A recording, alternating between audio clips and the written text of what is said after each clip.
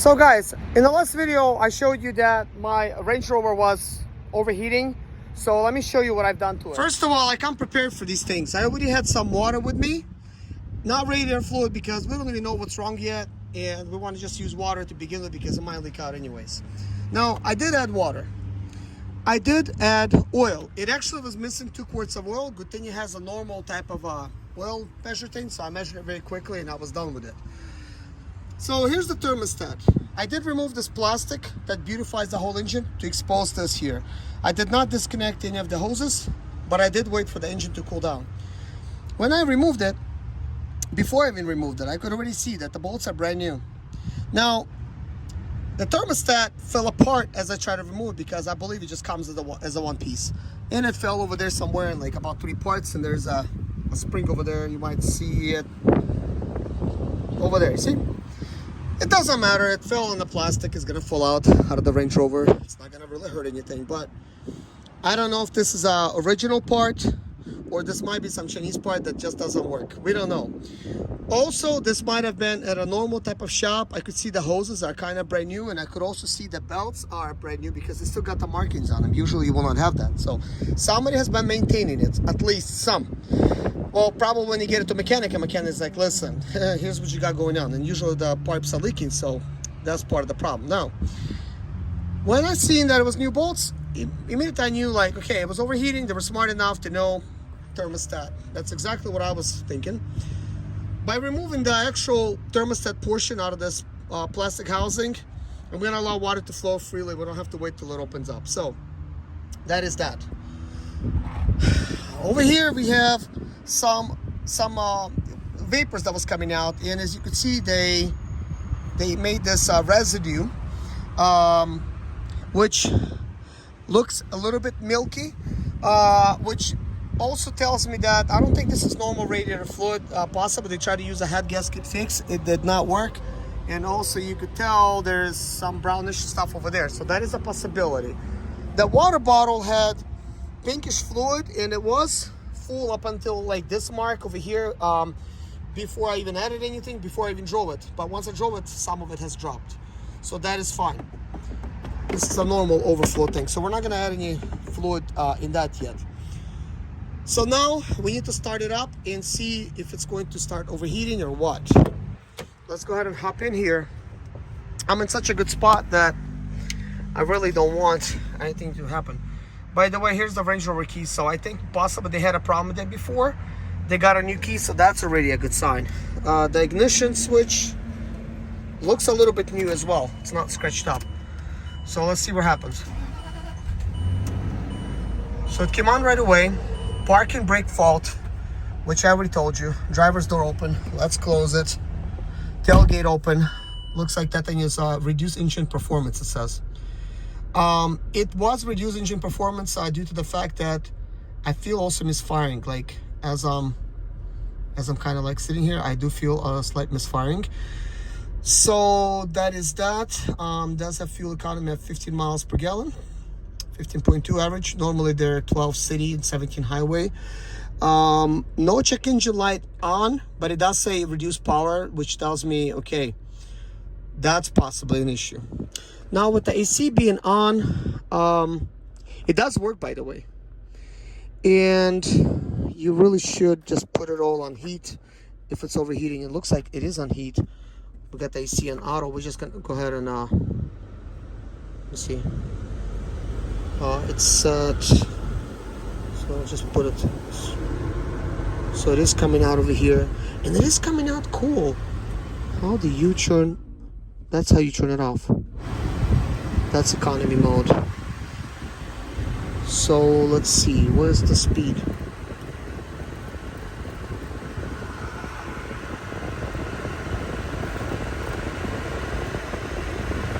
So what's going on? What is that? Is a CD changer. Range Rover sign coming in. Let's just turn it off for now. But interesting, Range Rover thing came on. So we do want to just monitor, see like what happens to the heating gauge. Like I also want to be able to kind of time it by this video, how long it takes for overheat. So I'm just gonna sit here. I was gonna bring my professional computer, which costs like anywhere from $1,000 to $1,500. But I did bring Carla with me because I always have it, but I forgot my main computer. But I will be able to connect. Phone removed, it says. Just shut it down. Distraction, agree. Let's just do that. I could actually do some programming and program these features out using Carly. It does allow me to do that. It does have a cool GPS. I do like it. Like, it's very basic looking, but I do like it. And I like that it's touch screen. And so that is like fine. So there's a destination inquiry, bunch of stuff like that, points of interest. So this actually is going to be a lot easier to use than a BMW one. But it's I don't know if that's been updated, because having a touchscreen is kind of cool. Maybe that's a normal thing. We're looking at the heat gauge. So far it hasn't moved. The vehicle has not worked for a while. I do not feel any vibrations. Like, that has disappeared, so maybe that was the reduced power portion. And let me see if it displays me that message again. That's kind of cool how they got information over here and just kind of tells you kind of like what's going on. But the parking brake is flashing like crazy because it is broken. There is something wrong with it. But at least you could drive with it like that. There is emergency release for it, if something. But that is that. And guys, I don't know. Is that too early to tell? I mean, look, 6 minutes. If something's overheating, usually at least it ticks up a little bit. This is a big engine. It's a V8. It hasn't ticked up. So possibly whoever replaced the thermostat, cheaped out, replaced it with a cheap Chinese part. Oh shit, we don't want to do that. Okay, one thing you don't want to do, guys, is leave cars that you don't know without. Oh crap! I should have probably not done that. Leave the window like that. Like, don't like let it drop all the way. Might not close. So want to observe the water level here. The thing you want to look at is if it's bubbling. It is not bubbling.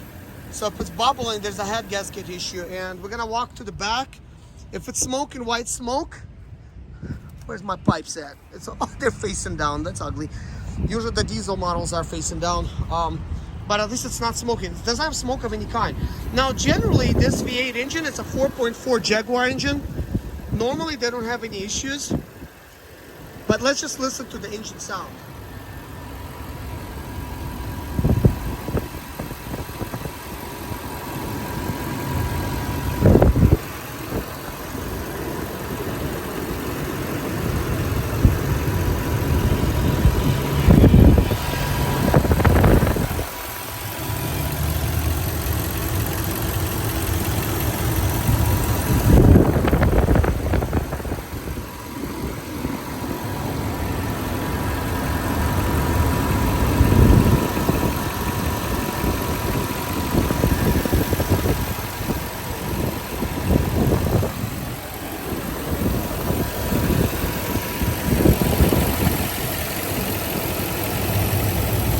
There is a hiss over here. So it might have a vacuum leak somewhere. The hiss is over here somewhere.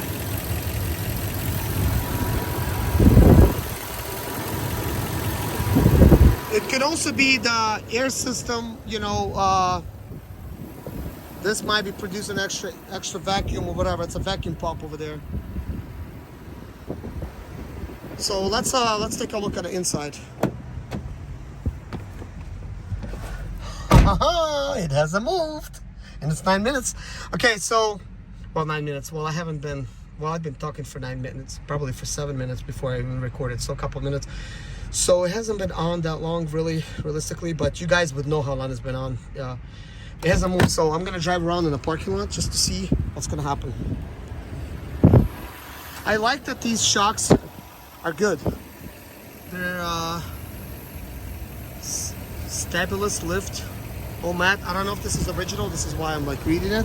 So that is good. Like, it doesn't have any overspray. Only a little overspray here. So just gonna drive it around lightly. Let's see what happens. Okay, let's see. So let's shift it into drive. And by driving around, this should do something. Let's put my seatbelt on. Buckle up for safety. We're not going to be driving fast, but more like parking lot driving. Because one thing you don't want to do is, when you're dealing with overheating engine, is to drive somewhere and it starts overheating on you.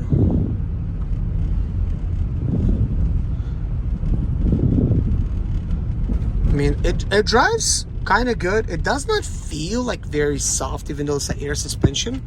But actually, that felt quite soft going over that. Like, that would have probably been noticeable. Like, any of these bumps, I don't even feel like, no, let's see. Like, yeah, hardly feel it. And it's like 22s here. So, man, I don't know if I should be happy that it's not overheating yet, or it's a little bit too early.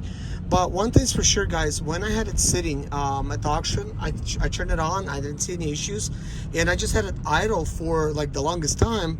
And as it was idling, unfortunately, I mean, I looked and nothing was happening like that was bad. And also the pictures did not indicate that it was overheating when they had it started.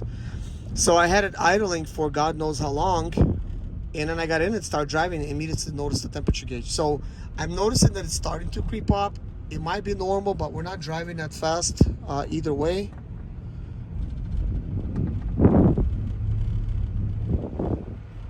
I mean, I'm starting to not to like this too much. It is kind of slowly beginning to creep up. But let me see.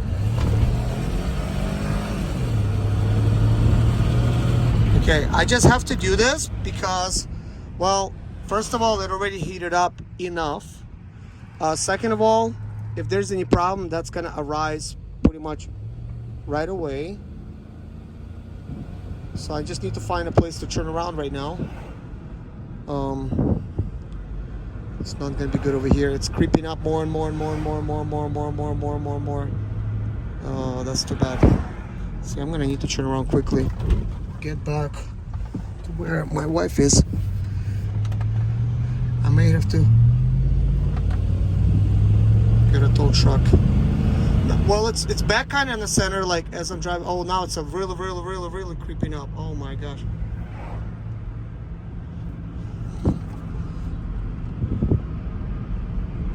Oh crap. I mean, it's like went from 0 to 100 on that heating gauge immediately. That is absolutely not good. Probably should have not drove this far. I mean, that's really not far by any means.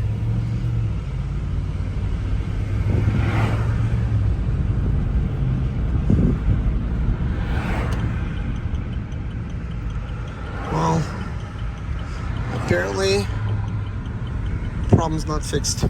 So I parked it, shut it off. Now it says reduce engine performance. I guess it's checking things out. It says it's basically checking everything. So that is that. Just gonna take a look at it. Let's raise the hood and see what's going on.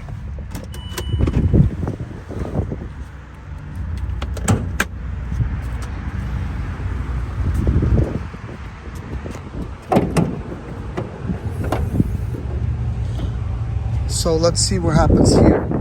So the fluid level has not dropped.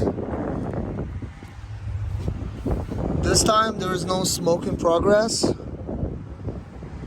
It is a little bit wet on this side. So I really don't know what to tell you guys other than, what if the radiator is stuffed up? What if the radiator is not working? What if there's another thing on this engine? Because maybe somebody tried to seal the head gasket, it basically sealed off those holes. That could happen. Now, whether that did or not, I do not know. So I know for sure right now the only option that I have left is getting a tow truck. So that's gonna be it for the video, guys. Thank you so much for watching. Let me know if you've seen this before, and if you want to give me a heads up on something, let me know. On top of that, I'm going to be researching myself. learning everything about it. So yeah, I'm an idiot for buying this Range Rover. I'm just saying that to be obvious, but I bought it for me. I love it, and I'm gonna clean it up, make it look nice. I mean, it is a 2016, but it's HSE, which is the highest spec that you can get it. And I did discover where the auxiliary ports are. There's one over here, one in that door, and one over here, in case you guys are wondering what the auxiliary is. Because I was watching a video by somebody and they looked over here and they're like, well, no auxiliary. And sometimes they're like, you know, they're hidden over here. So this did not have it either. But now at least I know I have auxiliary, so that's good.